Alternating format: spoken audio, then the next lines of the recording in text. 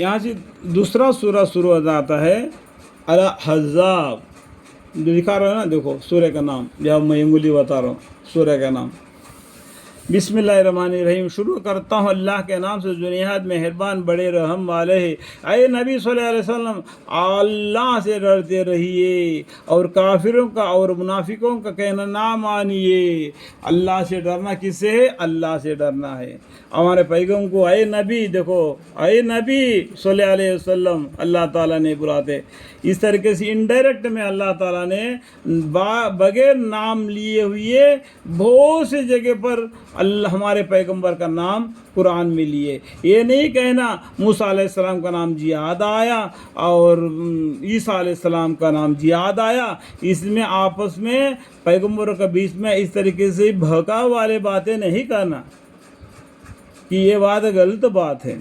अय नबी सल्लल्लाहु अलैहि वसल्लम, अल्लाह से डरते रहिए और काफिरों का और मुनाफिकों का कहना ना मानिए। बेशक अल्लाह ताला बड़ा इल्म और बड़ा हुकमत वाला है। अल्लाह कौन है? बड़ा इल्म वाला है और हुकमत वाला है। और आपके परवरदिगार की तरफ से जो हुक्म आप पर वही किया जाता है उस पर चलिए। बेशक तुम लोगों के सब आमाल को कि अल्लाह ताला पूरी खबर रखता है। क्या बोलते हैं अल्लाह ताला? और आपके परवरदिगार की तरफ जो हुक्म आप पर वही किया जाता है, जो यानी कुरान, उसी के रास्ते पर चलते रहिए। कुरान जो बताता है उस रास्ते पर चलना।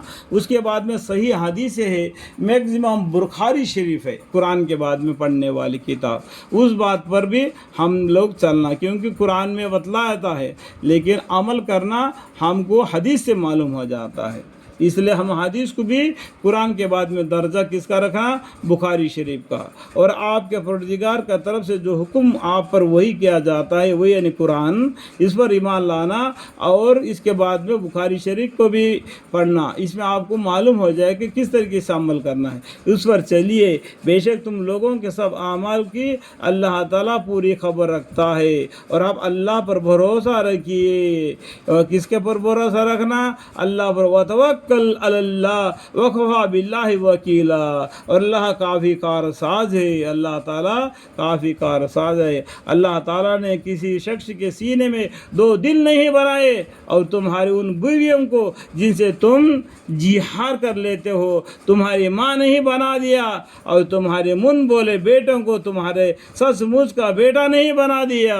ये सिर्फ तुम्हारे मुंह से कहने की बात है। और अल्लाह हक बात फरमाता है। यानी अल्लाह ताला ये दुनिया में तुमको दूध का रिश्ता और खून का रिश्ता बना के जो दोस्ती बना दिया, लेकिन अल्लाह के यहाँ ईमान का रिश्ता है।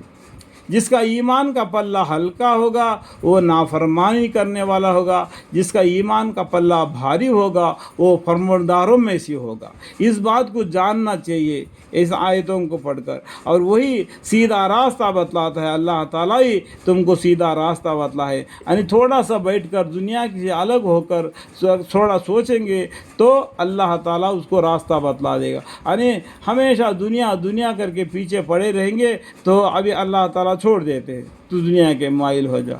वल्लाहु यक़ूलुल हक़ व हुवा यहदिस सबील। तुम उनको उनके बापों की तरफ मंसूब क्या करो, ये अल्लाह के नज़दीक रास्ता की बात है। और अगर तुम उनके बापों के ना जानते हो तो वह तुम्हारे दीन के भाई है और तुम्हारे दोस्त है। जो कलमा पढ़ लिया ला इलाहा इल्लल्लाह मुहम्मदुर रसूलुल्लाह सल्लल्लाहु अलैहि वसल्लम, वह दीन के तरफ से हमारे भाई है और तुम्हारे दोस्त है। और तुमको इसमें जो भूल चूक हो जावे तो उससे तुम पर कुछ गुनाह ना होगा। तुम भूल चूक हो जाए तो उससे तुम पर कुछ गुनाह ना होगा। तो अल्लाह से माफ़ी मांगने से अल्लाह ताला उस गुनाह को माफ़ करने वाले गफूरुर रहीम है। लेकिन हाँ, जो दिल से इरादा करके करो, यानी दिल से जान कर जो गुनाह करता है वो उसका गुनाह हो जाता है। फिर भी अल्लाह ताला से माफ़ी मांगते रहोगे और अल्लाह ताला गफूरुर रहीम है। वकान अल्लाह गफूर रहीमा। तुम जितना गुनाह करते जाओगे वैसा अल्लाह से माफ़ी कर मांगते जाओगे گے اللہ تعالیٰ کو معافی کرنے والا پاؤ گے. کب؟ دنیا میں حیات میں. جب مرنے کے بعد نام اعمال پر اللہ تعالیٰ آ جائیں گے، اس ٹائم پر فیصلہ ہو جائے گا. اللہم اغفر. اللہ تعالیٰ سب کو سمجھنے کی توفیق عطا فرمائے اور مجھے بھی. آمین.